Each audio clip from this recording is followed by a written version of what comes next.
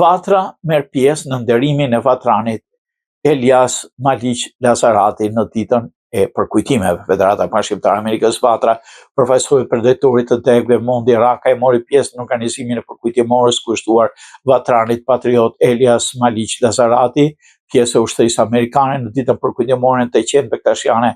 Këtu në Michigan, shoqata patriotike Lazarati bashkoi shqiptarët e Amerikës për ndëruar kujtimin e një shqiptari adhetari që bëri histori në komunitetin shqiptar dhe shtetin amerikan. Adhetari Elias Maliq Lazarati ishte kryetari i Vatës në dekën 29 në New York, në emër të kryetarit Dr. Emi Berisha dhe kryesit të Këshillit të Vatës, zoti Rakaj deklaroi se Federata Pan-Shqiptare e Amerikës është krenar për figurat shuara patriotike.